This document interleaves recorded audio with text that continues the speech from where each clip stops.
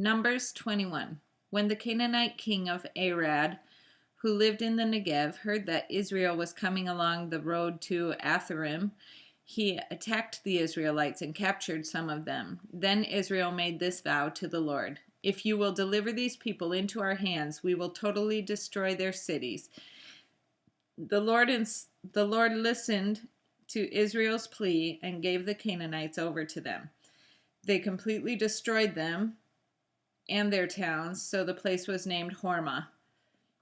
They traveled from Mount Hor along the route to the Red Sea to go around Edom, but the people grew impatient on the way.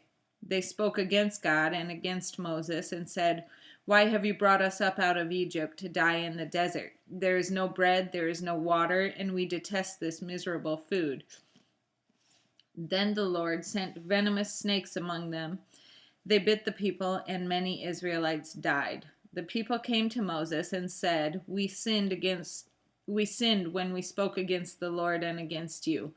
Pray that the Lord will take the snakes away from us." So Moses prayed for the people. The Lord said to Moses, "Make a snake and put it up on a pole. Anyone who is bitten can look at it and live."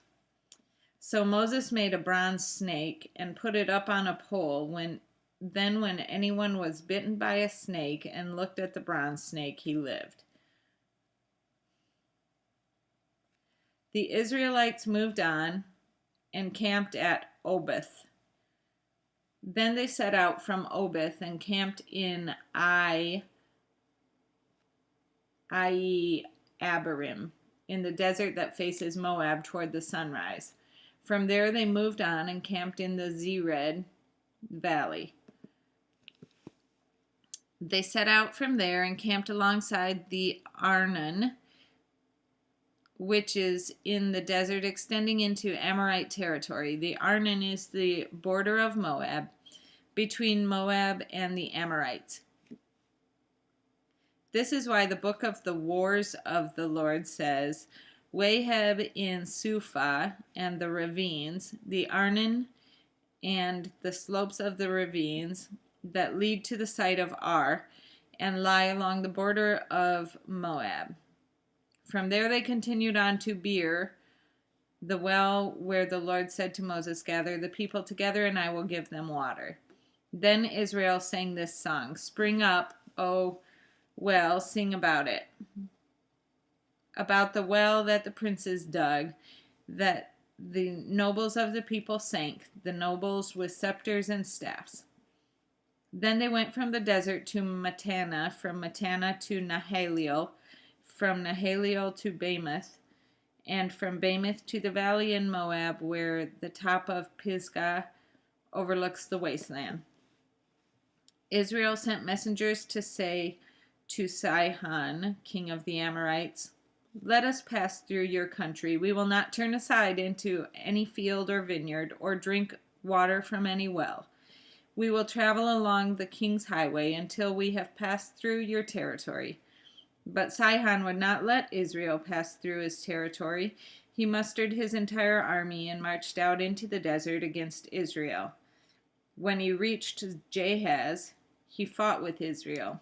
Israel, however, put him to the sword and took over his land from the Arnon to the Jabbok, but only as far as the Ammonites, because their border was fortified. Israel captured all the cities of the Amorites and occupied them, including Heshbon and all its surrounding settlements. Heshbon was the city of Sihon, king of the Amorites, who had fought against the former king of Moab and had taken from him all his land as far as the Arnon. That is why the poets say, "Come to Heshbon and let it be rebuilt. Let Sihon's city be restored." Fire went out from Heshbon, a blaze from the city of Sihon. It consumed Ar of Moab, the citizens of Arnon's heights. Woe to you, O Moab! You are destroyed, O people of Shemosh! He has given up his sons as fugitives and his daughters as captives to Sihon, king of the Amorites, but we have overthrown them. Heshbon is destroyed all the way to Dibon. We have demolished them as far as Nophah, which extends to Medeba. So Israel settled in the land of the Amorites. After Moses had sent spies to Jazer, the Israelites captured its surrounding settlements and drove out the Amorites who were there. Then they turned and went up along the road toward Bashan, and Og, king of Bashan, and his whole army marched out to meet them in battle at Edrei. The Lord said to Moses, "Do not be afraid of him, for I have handed him over to you and his whole army and his land. Do to him what you did to Sihon, king of the Amorites, who reigned in Heshbon." So they struck him down together with his sons and his whole army, leaving them no survivors, and they took possession of his land.